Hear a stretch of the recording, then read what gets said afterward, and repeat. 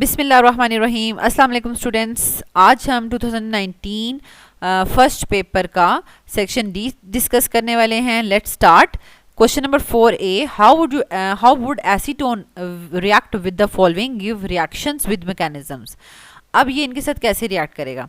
तो ये ऑलरेडी यानी जो हमारे पास अमोनिया के डेरिवेटिव्स हैं, यानी phenyl hydrazine, hydrazine 2,4 dinitrophenyl hydrazine in acidic medium, ये सारा का सारा पहले रिपीट हो चुका है। HCN का मैकेनिज्म वाला क्वेश्चन भी रिपीट हो चुका है। ठीक है, नेक्स्ट है क्वेश्चन नंबर 4 का B part, explain the following terms using ethyl alcohol as an example. अब ये बड़ा ही अजीब सा क्वेश्चन बना हुआ है। मुझे तो ये क्वेश्चन एग्जामिनर का समझ नहीं आया कि वो क्या मतलब पूछना चाह रहा था, क्योंकि इथाइल अल्कोहल तो उसने बता दिया भाई, इथाइल अल्कोहल। ठीक है, तो इथाइल अल्कोहल के बाद अब वो बोले कि डिहाइड्रेशन तो होगी। अब डिहाइड्रेशन होगी तो उसके बाद डिहाइड्रेशन से दो काम होंगे ना, या तो ईथर फॉर्मेशन होगी या फिर हमारे पास मतलब अल्कीन्स फॉर्मेशन होगी। काम तो यही हो रहा है, डिहाइड्रेशन ही हो रही है, उससे आगे दो काम हो रहे हैं, ether formation and alkenes formation. ठीक है, अल्कीन्स फॉर्मेशन। तो यानी यहाँ पर हम इस तरह से कह सकते थे कि explain the following term using ethyl alcohol as an example, formation of alkene and formation of ether, ऐसे कह सकते थे। लेकिन यहाँ पर डिहाइड्रेशन का पहले पूछ लिया और फिर ईथर फॉर्मेशन का पूछ लिया। तो चलें हम इसको एक्सप्लेन करते हैं, इसको देखते हैं हम इसको कैसे लिखेंगे। डिहाइड्रेशन ऑफ अल्कोहल की डेफिनेशन लिखेंगे, the removal of water molecules from the alcohols in the presence of concentrated sulphuric acid is called dehydration. ठीक है, अब हमने उसको बताना है एग्जामिनर को कि भाई ये जो डिहाइड्रेशन होती है ना, कि ये डिफरेंट प्रोडक्ट्स देती है एट डिफरेंट टेम्परेचर्स। तो वो हमने 2 पॉइंट्स लिखने के, अल्कीन फॉर्मेशन होती है एट हाई टेम्परेचर, और साथ जो है वो अल्कोहल की कंसंट्रेशन कम होगी तब। ठीक है, और ईथर फॉर्मेशन होती है eight low temperature and high alcohol concentration. ठीक हो गया। अच्छा, अब हमने दोनों सिचुएशंस जो हैं वो एक्सप्लेन करनी है with equations. If concentration of alcohol is low, अब हम यहाँ पर बता रहे हैं कि अगर एक ही मॉलिक्यूल है अल्कोहल का, उसकी कंसंट्रेशन कम है, तो हाई टेम्परेचर करना पड़ेगा डिहाइड्रेशन करने के लिए। ठीक है, उसमें से वाटर रिमूव करने के लिए हमें ज़्यादा टेम्परेचर चाहिए। and then at high temperature water is removed from the alcohol in the presence of concentrated sulfuric acid to form the alkenes। ठीक है, एक ही मॉलिक्यूल था तो हमने टेम्परेचर हाई कर दिया 180, और उस एक ही मॉलिक्यूल में से एक कार्बन में से हाइड्रोजन और दूसरे में से OH निकला, और हमारे पास यहाँ पर इथीन बन गया है। ठीक है, और ये हमारे पास ये बल्कि इथाइल अल्कोहल से इथीन बन गया, और साथ वाटर रिमूवल हो रही है। ठीक है, ये डिहाइड्रेशन शो हो रहा है। फिर दूसरा ये है ether formation at low temperature and high alcohol concentration. अब हमने इसको लिखना ही ऐसे है कि if the concentration of alcohol is high then at low temperature, तो अगर अल्कोहल के ज़्यादा मॉलिक्यूल्स हैं, एक से ज़्यादा, तो फिर लो टेम्परेचर पे भी वाटर रिमूव हो सकता है, यानी हाइड्रोजन एक मॉलिक्यूल से आ जाए और OH दूसरे मॉलिक्यूल से आ जाए। ठीक है, in the presence of concentrated sulphuric acid to form the ethers. तो अब इस सिचुएशन में लो टेम्परेचर पर, यानी हाई अल्कोहल कंसंट्रेशन है और लो टेम्परेचर है, तो इसमें हमारे पास डाइथाइल ईथर बनेगा। ठीक हो गया। अब यहाँ पर आप देखें तो हमने ईथर फॉर्मेशन भी एक्सप्लेन कर दी है और डिहाइड्रेशन भी एक्सप्लेन कर दी है, दोनों चीज़ें हमने एक्सप्लेन कर दी हैं। ठीक हो गया। नेक्स्ट है question number 4, give the structure of the product of the following when treated with potassium dichromate in the presence of sulphuric acid. तो ये ऑक्सीडाइजिंग एजेंट्स हैं। अब ये आपको एक बड़ा कंसेप्चुअल सा क्वेश्चन दे दिया है, और आप अब इसकी जो है वो कर लें ऑक्सीडेशन। सबसे पहले तो देखें, ये कार्बन है, ये कार्बन फर्दर 2 कार्बन के साथ अटैच है, तो ये सेकेंडरी अल्कोहल है, ये वाला सेकेंडरी का अल्कोहल वाला OH है। और ये वाला जो कार्बन है ये फर्दर देखें 1 2 और 3 के साथ अटैच है, तो ये टर्शियरी अल्कोहल है, टर्शियरी अल्कोहल वाला कार्बन है, और यानी टर्शियरी कार्बन है, और this one is the primary carbon. ठीक है, और उसके साथ OH अटैच हुआ हुआ है।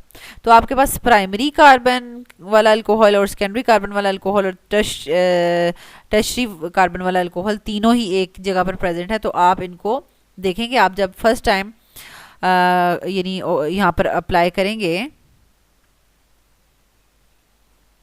अब यहाँ पर देख लें आपके ये हमारे पास स्ट्रक्चर है। ठीक है, तो फर्स्ट टाइम जब हम इसको रिएक्शन करवाएंगे ऑक्सीडाइजिंग एजेंट के साथ, तो यहाँ पर हमारे पास ये जो सेकेंडरी अल्कोहल है, ठीक है, एक तो प्राइमरी अल्कोहल था, यहाँ पर ये प्राइमरी अल्कोहल था, प्राइमरी अल्कोहल से जो है वो एल्डिहाइड बन गया। ठीक है, ये देखें, ये एल्डिहाइड ग्रुप में कन्वर्ट हो गया और हमें पता है कि ये सेकेंडरी अल्कोहल का कार्बन है, तो ये जो है वो कीटोन में कन्वर्ट हो गया है। ठीक है, ये कीटोन में कन्वर्ट हो गया। अब टर्शरी वाले को अभी कुछ भी नहीं हुआ, ठीक है, क्योंकि हमें पता है कि वो डायरेक्टली रिएक्ट नहीं करता। फिर हमने सेकेंड टाइम इसको रिएक्ट करवाया, ठीक है, तो जो एल्डिहाइड था वो कार्बोक्सिलिक एसिड में फर्दर कन्वर्ट हो गया। ठीक है, कीटोन जो है वो कीटोन फॉर्म में ही रहा। ठीक है, और टर्शरी वाला भी उसी तरीके से है।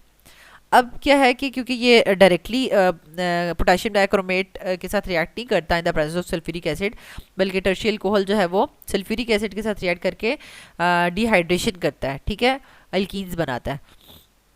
With sulphuric acid the tertiary alcohol is also dehydrated to give alkenes. ठीक है, अब यहाँ पर आपके पास दो चॉइसेस हैं, एक ये कार्बन है और एक ये कार्बन है। ठीक है, कार्बन नंबर 1 इसको कह देते हैं और इसको कार्बन नंबर 2 कह देते हैं, और इसको भी कार्बन नंबर 2 कह देते हैं, यानी इधर से उस तरफ जाएगा, या 3 कह देते हैं, चलिए 3 कह देते हैं। कार्बन नंबर 1 और 2 के दरम्यान में भी मतलब डिहाइड्रेशन हो सकती है। कार्बन नंबर 1 से जाए OH और कार्बन नंबर 3 से जाए H, तो यहाँ पर आपके पास इस तरीके से डबल बॉन्ड बन जाएगा। ठीक है, दूसरी तरह से ये भी हो सकता है कि ये CH3 उधर का उधर ही लगा रहे। ठीक है, ये देखें, और कार्बन नंबर 1 और कार्बन नंबर 2 से मतलब वाटर रिमूव हो जाए, कार्बन नंबर 1 से OH और कार्बन नंबर 2 से हाइड्रोजन रिमूव हो जाए। ठीक है, तो यहाँ पर हमारे पास ये देखें इधर भी डबल बॉन्ड बन सकता है। तो ये था कॉन्सेप्चुअल सा क्वेश्चन, लेकिन ये भी ऐसा नहीं था कि आपको पहले कुछ करवाया ना हो। आपको primary, secondary and tertiary alcohols की ऑक्सीडेशन अच्छे से करवाई हुई है। आपको पता है कि प्राइमरी अल्कोहल्स हमेशा एल्डिहाइड में कन्वर्ट होते हैं और फिर फर्दर वो कार्बोक्सिलिक एसिड में कन्वर्ट होते हैं, और सेकेंडरी अल्कोहल जो है वो कीटोन्स में कन्वर्ट होते हैं, और टर्शियल अल्कोहल जो है वो अल्कीन्स में कन्वर्ट होते हैं। ये आपको ऑलरेडी पता था। ठीक है, नेक्स्ट है क्वेश्चन नंबर 5 का A part. Write the behaviour of hexa aqua copper 2 ions with hydroxide ion, ammonia solution and carbonate ions. अब हेक्सा एक्वा कॉपर 2 आइंस का यानी अमोनिया के साथ reaction as a base and a ligand, ये हम already पिछले पेपर में कर चुके हैं। ठीक है, तो हाइड्रोक्साइड और कार्बोनेट आइंस के साथ इसको देख लेते हैं। ठीक है, हाइड्रोक्साइड आइन के साथ ये कैसे रिएक्ट करेगा, reaction of the hexa aqua copper 2 ions with hydroxide आइन। ठीक है, तो सबसे पहले हमने देखा कि बेस में से OH आइंस आएंगे। ठीक है, आइंस यानी hydroxide ions from the base वो आते हैं और रिमूव करते हैं प्रोटॉन्स फ्रॉम द वाटर। ठीक है, और मतलब वो वाटर में से प्रोटॉन रिमूव करके, ठीक है, तो उसको किस में कन्वर्ट कर देते हैं, हाइड्रोक्सिल ग्रुप में कन्वर्ट कर देते हैं, और ये ब्लू सोल्यूशन, ब्लू प्रेसिपिटेट्स में कन्वर्ट हो जाता है। ठीक है, और ये होता भी 2 वाटर मॉलिक्यूल्स में से है, बाकी 4 के 4 वाटर मॉलिक्यूल्स इसी तरीके से आपको नजर आ रहे हैं। ठीक हो गया। नेक्स्ट है आपके पास, और ये इसी तरीके से मैंने आपको जैसे पहले एक्सप्लेन किया था कि आपने इसके साथ 2 एक्सप्लेनेशन की लाइंस लिख देनी है। ठीक है, नेक्स्ट है आपके पास reaction of hexa aqua copper 2 ions with the carbonate ions. ठीक हो गया, कार्बोनेट आइंस की पहले आप डायरेक्ट लिख लें। ठीक है, यानी कॉपर प्लस 2 आइंस कार्बोनेट के साथ मिलकर कैल्शियम कार्बोनेट बना देते हैं, और अगर आप प्रॉपर कॉम्प्लेक्स फॉर्म में लिखना चाहते हैं तो ये ब्लू कलर का सोल्यूशन होता है, कार्बोनेट आइंस के साथ रिएक्ट करवाएंगे और ब्लू प्रेसिपिटेट्स बन जाएंगे कैल्शियम कार्बोनेट के, प्लस 6 वाटर मॉलिक्यूल्स बन जाएंगे। ठीक है, तो नेक्स्ट हमारे पास आ जाएगा क्वेश्चन नंबर 5 का B part. Define the term spectroscopy as it is repeat हो रहा है। Also describe the principles of atomic emission and atomic absorption spectroscopy. तो बेसिकली ये नया टॉपिक था यहाँ पर, atomic emission and atomic absorption, लेकिन ये भी आपकी बुक में बहुत अच्छे से प्रॉपर्ली एक्सप्लेन नहीं हुआ लेकिन जितना हुआ है उसको आप तरीके से अगर लिखें तो आपके मार्क्स फुल आ सकते हैं। आपने इसको अंडरस्टैंड करना है कि ये है क्या बेसिकली। ठीक है, एटॉमिक एमिशन स्पेक्ट्रोस्कोपी क्या है। In atomic emission spectroscopy electronic transitions occur in atoms by an excitation source like flame sparks. ठीक है, अब होता क्या कि आपको नाम से पता चल रहा है कि यानी हमने एमिशन को नोट करना है। ठीक है, यानी जो भी एमिशन हो रही है उसको हमने यानी स्पेक्ट्रा की फॉर्म में नोट करना है, और उस पूरी आप कह लें स्पेक्ट्रोस्कोपी को, रेडिएशंस को जो नोट करते हैं स्पेक्ट्रा फॉर्म में, तो उसको हम atomic absorption spectroscopy emission spectroscopy कहेंगे। यानी इसमें हमने इलेक्ट्रॉनिक ट्रांजिशंस अकर होंगी एटम्स में, इसलिए ये एटॉमिक स्पेक्ट्रोस्कोपी है, और एमिशंस को हम चेक करेंगे तो इसलिए एटॉमिक एमिशन है। तो अब सबसे पहले एटम को एक्साइट भी तो कराना है ना, पहले एटम है उसको एक्साइट करवाएं। ठीक है, उसको एक्साइट कैसे करवाएंगे, एक्साइट करवाएंगे बाय फ्लेम। ठीक है, फ्लेम स्पार्क से हम उसको एक्साइट कराएंगे तो उसके एटम्स जो हैं वो एक्साइटेड स्टेट में चले जाएंगे, और एक्साइटेड स्टेट में आपको पता है बहुत ज़्यादा देर तक जो एटम्स है वो स्टेबल नहीं होते, तो वो दोबारा से अपनी जो भी हाई एनर्जी है वो इमिट करेंगे, तो वो इमिट जो होगी ना एमिशंस, उनको नोट किया जाएगा। ठीक है, ये सारा का सारा फिनोमेना है। It is related to the atoms and shows the characteristic radiations produced when atoms are the excited. ठीक है, अब आपकी बुक में थोड़ी सी मिस्टेक है, वहाँ पर यहाँ पर प्रोड्यूस नहीं लिखा, वहाँ पर एब्जॉर्ब लिखा है, तो एब्जॉर्ब नहीं है, आपकी बुक में मिस्टेक है, उसको ठीक कर लें। ठीक है, एटॉमिक एमिशन नाम से पता चल रहा है कि it is related to the atoms, और ये क्या शो करती है, characteristic radiations produced when atoms are the excited. हमें पता है कि एटम फ्लेम स्पार्क देंगे तो एक्साइटेड फॉर्म में चले जाएंगे, और जब डी एक्साइट होंगे, ठीक है, तो जो भी एमिशंस प्रोड्यूस होंगी, रेडिएशंस प्रोड्यूस होंगी, उनको ये जो है वो उन करेक्टरिस्टिक रेडिएशंस को जो है वो नोट डाउन करता है। ठीक है, the atoms emit radiations in the form of discrete wavelengths of light.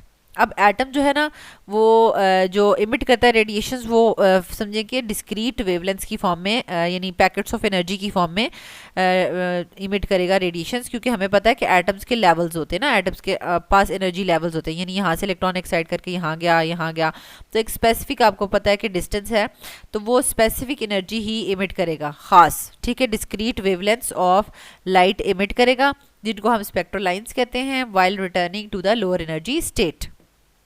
अब इसका अगर पूरा प्रॉपर प्रिंसिपल देखा जाए एटॉमिक एमिशन का, तो क्या है, सबसे पहले जो भी हमारा सोर्स होता है, ठीक है, जिसका हमने यानी जिससे हमने एनर्जी लेके एटम्स को एक्साइट कराना होता है। ठीक है, जो भी हमारा एनर्जी का सोर्स होता है, सोर्स वेपराइज्ड द सैंपल। ठीक है, उससे एनर्जी आई और जो सैंपल है वो वेपर फॉर्म में चला गया, and cause the electronic excitation, और फिर उसके अंदर इलेक्ट्रॉन की एक्साइटेशन हुई। ठीक है, and excitation of the elementary particles in the gas. ठीक है, एंड फिर क्या होगा, excited molecules in the gas phase emit band spectra. फिर जो एक्साइटेड मॉलिक्यूल्स हैं, ऑब्वियसली बात है कि उन्होंने एनर्जी इमिट करनी और उन्होंने एक स्पेक्ट्रा बनाना। ठीक है, जिसको हमने कहना है कि ये एमिशन स्पेक्ट्रा बन गया। Thus the molecule in the excited state of the energy E2 undergoes a transition to a lower energy E1 and a photon of energy HV is emitted. ठीक है, यानी इतनी एनर्जी का फोटोन जो है वो इमिट हुआ है, और वो किस तरह से हम फाइंड आउट कर सकते हैं, हाई एनर्जी लेवल में से लो एनर्जी को माइनस करेंगे तो हमारे पास प्रॉपर आ जाएगा कि इतने फोटोन की एनर्जी जो है वो रिलीज हुई है। ठीक है, in each electronic state a molecule में exist in a number of, अब क्या होता है कि ईच इलेक्ट्रॉनिक स्टेट में मॉलिक्यूल में exist in a number of vibrational and rotational states, यानी जो इलेक्ट्रॉनिक स्टेट है उसमें डिफरेंट वाइब्रेशनल या रोटेशंस पॉसिबल हो सकती हैं ऑफ डिफरेंट एनर्जीज। और फिर हमारे पास आ जाता है next atomic absorption spectroscopy. Absorption spectroscopy में क्या है, फॉर एग्जांपल हमने कोई वाइट लाइट फॉल करवाई, हमें पता है कि वाइट लाइट में डिफरेंट जो है वो कलर्स की लाइट्स मिक्स हुई होती हैं। ठीक है, ये विजिबल स्पेक्ट्रम हमने उसके ऊपर वाइट लाइट फॉल करवाएंगे। अब जो हमारा सैंपल है वो उसमें से कुछ रेडिएशंस को इमिट कर लेगा। ठीक है, कुछ रेडिएशंस को इमिट कर लेगा, तो हमें स्पेक्ट्रा में वो वाली जगह जो एनर्जी एब्जॉर्ब हो चुकी है वो ब्लैक नजर आनी शुरू हो जाएगी, क्योंकि वो एनर्जीज एब्जॉर्ब हो चुकी हैं। ठीक है, when the white light is allowed to pass through the sample of the substance, it may absorb radiation of a particular wavelength, and there will be a dark space in the continuous spectrum of the white light for that particular wavelength। ठीक है, तो हमें वो जो continuous spectrum था white light का, ठीक है, उसमें हमें वो जो भी एनर्जीज एब्जॉर्ब हो चुकी हैं उसकी जगह पे डार्क स्पेस नजर आएगी, and this spectrum is called the line or atomic absorption spectrum, and the measurement of the radiations absorbed by an atom is called absorption spectroscopy। अब क्या है कि हम जो रेडिएशंस एब्जॉर्ब हो रही हैं अगर उसको हम नोट डाउन करते हैं, मेजर करते हैं, तो उस स्पेक्ट्रोस्कोपी को हम कहते हैं एटॉमिक एब्जॉर्प्शन स्पेक्ट्रोस्कोपी। ठीक हो गया, अब ये लास्ट में आपने इनका कंपैरिजन ज़रूर लिख लेना है ताकि जो है वो फुल मार्क्स की आपकी पॉसिबिलिटीज़ जो है वो बढ़ जाएं कि एटॉमिक एब्जॉर्प्शन में क्या होता है, इलेक्ट्रोमैग्नेटिक रेडिएशंस एब्जॉर्ब की जाती हैं और यहाँ पर एमिशन में इलेक्ट्रोमैग्नेटिक रेडिएशंस इमिट होती हैं। ठीक है, और एटॉमिक एब्जॉर्प्शन में ऑब्वियसली बात है कि हमें क्या करना होता है कि it requires a light source, ठीक है, हमें मतलब लाइट फॉल करवानी पड़ती है, जैसे कि हमने कहा कि वाइट लाइट फॉल करवा रहे हैं, उसमें से कुछ रेडिएशन एब्जॉर्ब हो जाएंगी, ठीक है। लेकिन एटॉमिक एमिशन स्पेक्ट्रोस्कोपी में हमें लाइट ज़रूरी नहीं है, हम उसको फ्लेम से भी जो है एनर्जी दे के एक्साइट करवा सकते हैं एटम्स को, ठीक है। तो it does not require a light source, ठीक हो गया। एटॉमिक एब्जॉर्प्शन में क्या होता है, absorption of energy shifts the system from the ground state to the excited state. और जहाँ एमिशन में क्या होता है कि release of energy shifts the system from the excited state to the ground state. और एटॉमिक एब्जॉर्प्शन में क्या होता है, स्पेक्ट्रम ऑब्टेन्ड जो होता है उसके अंदर डार्क लाइंस होती हैं ताकि हमें पता चल जाए कि ये वाली रेडिएशन एब्जॉर्ब हो चुकी हैं। लेकिन एटॉमिक एमिशन में हमारे पास क्या होता है कि सारा का सारा ब्लैक स्पेक्ट्रम होता है, बैकग्राउंड ब्लैक होता है, और उसमें जिस जगह पे एमिशंस हो रही होती हैं वहाँ पर वो कलर्ड होता है, ठीक है। तो coloured spectrum is obtained. And atomic absorption में क्या होता है, it can not be used for the direct analysis of solid samples. और लेकिन एटॉमिक एमिशन जो है it can be used for the direct analysis of solid samples. And atomic emission absorption में क्या होता है, it is used to find the concentration of metal atoms in solution, ठीक है, यानी मेटल्स की डिटेक्शन इससे हो सकती है एटॉमिक एब्जॉर्प्शन से। और यहाँ पर हम क्या करते हैं, एटॉमिक एमिशन से it is used to find out the concentration of analyte, कोई भी एनालाइट होगा, ठीक है, जिसको हम जो भी सब्सटेंस अंडर एनालिसिस होता है उसको हम उसकी कंसंट्रेशन फाइंड आउट कर सकते हैं by the emission of light, ठीक है। यहाँ पर हमने एटॉमिक एब्जॉर्प्शन में स्पेशली मेटल्स की कंसंट्रेशन को भी फाइंड आउट किया जा सकता है, ठीक है। तो स्टूडेंट्स यहाँ तक हमने कर लिया है इसको complete, atomic absorption and emission वाले को, ठीक है, कंप्लीटली डिस्कस कर लिया है along with their differences and principles. Next है question number 6A, describe the rule to determine if a group present in monosubstituted benzene is ortho para director और meta director, elaborate your answer with examples. तो ये complete question हमने जो है ortho meta and para directors का complete जो है वो डिस्कस कर लिया हुआ है, एज इट इज रिपीट हो रहा है ये क्वेश्चन। नेक्स्ट है क्वेश्चन नंबर 6 का B part, beryllium differs from other members of its group, give any 7 points. ये मतलब 7 नंबर क्वेश्चन आ गया है, देखें कितना आसान है और 7 नंबर का, और मैंने आपको कंप्लीट इसको ना हिंट्स के साथ याद करने का भी तरीका बताया हुआ था एक्सप्लेनेशन वीडियो में, तो वो आपने बहुत अच्छे से ऑलरेडी प्रिपेयर कर लिया। तो स्टूडेंट्स यहाँ तक हमने कंप्लीट जो है 2019 फर्स्ट का पेपर डिस्कस कर लिया है। आपने इसको बहुत अच्छे से प्रिपेयर करना है ताकि आपके एग्जाम्स में फुल मार्क्स आएँ, आपकी कोई मिस्टेक ना हो। अल्लाह ताला आपको बहुत आसानियाँ अता फरमाए और आसानियाँ तकसीम करने का शर्फ अता फरमाए, आमीन।